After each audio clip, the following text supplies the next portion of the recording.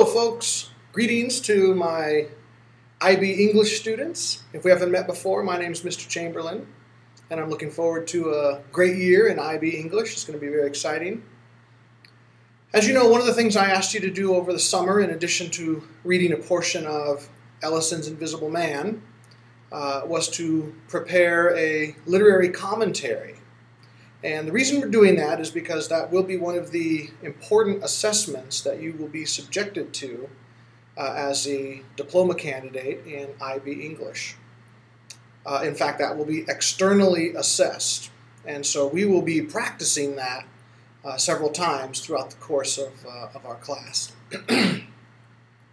The sample that I'm going to be doing for you has to do with Kate Chopin's The Awakening. It's important when you do your commentary that you do use the book and that you interact with the book, as you see that I will do during the example. You might also wish to have some 3x5 note cards that can assist you during the commentary. And I think that's it. So let me begin. A commentary on Kate Chopin's The Awakening. The Awakening is a short but powerful novel written by Kate Chopin just prior to the turn of the century in 1899. With the death of her husband and her mother in a very short period of time, Kate Chopin was forced to fend for herself and her young children. She was very well educated and independent, and what she did was draw on her youthful experiences and on her time living among the Creole people in New Orleans, and she became a very famous, well-respected, and acclaimed writer of short stories. Her skill was most noticeable in capturing what's called the local color of the community about which she writes.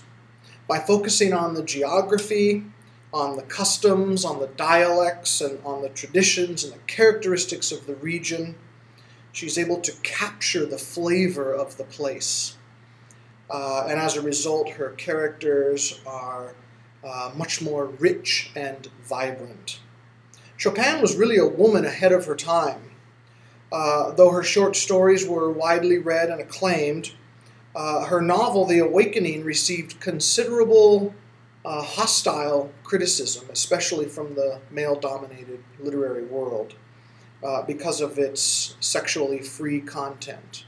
Now, mind you, for today's standards, it's actually quite mild and tame, but for the time in which the novel was published in 1899, it was particularly racy. And while the other feminists of her era were focused on women's suffrage, on gaining the right to vote, Chopin seems to focus on something a little deeper. Her protagonist, Edna Pontier, is dealing with something much more profound, an increasing awareness and development of self and individuality, which ultimately lead to a personal and a sexual awakening. The novel, The Awakening, spans 9 months in the life of Edna Pontier, a young and beautiful woman raised in a very strict household by an overbearing military father. In fact, Edna's marriage to her husband, Léonce Pontier, is really an attempt to escape the confines of her father's home. And though her husband Léonce is a gentleman and a good provider for his family, the marriage is loveless and lifeless. Edna is trapped in the confines and the limits of her marriage and in the confines and the limits of custom and tradition.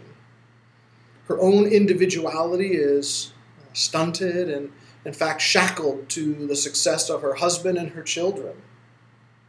The novel opens with the Pontiers vacationing in Grand Isle, a very quaint vacation resort area among the Creole people near New Orleans. Here, the whispering breezes from the Gulf of Mexico seem to awaken within Edna like a siren song, the desire for something more, something to fill the void of her lifeless and passionless existence. Chopin's use of symbol and motif wrap her characters and their story in rich layers of meaning. The motif often provides a symbolic backdrop to the thoughts and the actions of the characters.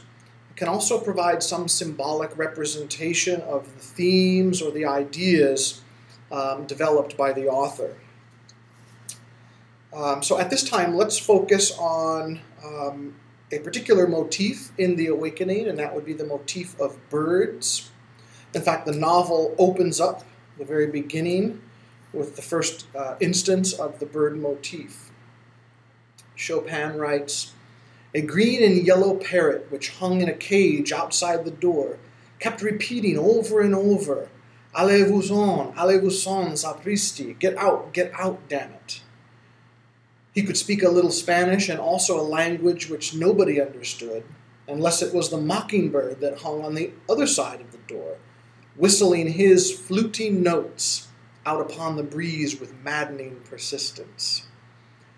Mr. Pontier, unable to read his newspaper with any degree of comfort, arose with an expression and an exclamation of disgust. He walked down the gallery and across the narrow bridges. So Mr. Pontier is attempting to read the newspaper on the porch of his summer cottage. However, he's so disturbed by the noise and the clamor of the birds, and it bothers him so much that he has to leave. So let's first take a look at the parrot. It's described as beautiful and vibrant and colorful, yet it's confined to a cage, and it's meant to be admired. This symbolism, I think, can extend also to Edna, who too is described in very colorful and vibrant terms, yet she too is confined by her marriage and confined by the limits of custom and tradition.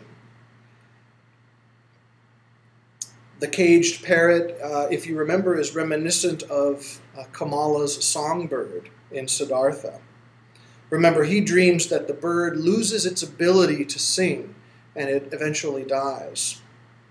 The death of the songbird in Siddhartha symbolizes the deterioration and the death of Siddhartha's spirit, his passion, his curiosity. Secondly, here the parrot is described as speaking a little Spanish and also a language which nobody understood. Being misunderstood is something increasingly felt by Edna as she progresses along this path of her personal awakening. Unfortunately, her husband Leonce does not understand her, does not understand her actions.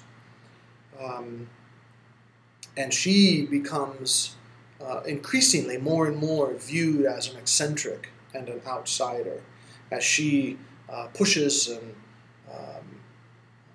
acts against the bounds of what is socially acceptable. Thirdly, there is one in the opening scene which seems to understand the parrot, and that's the caged mockingbird on the other side of the porch. The mockingbird is assigned a male gender, and he's described as offering fluty notes with maddening persistence. This characterization would suggest someone on the scene, some character on the scene which is able to understand Edna and speaks with fluty notes and with maddening persistence. This could be a gentleman suitor which begins to awaken and enliven Edna's passions. Interestingly enough, however, the mockingbird is also caged.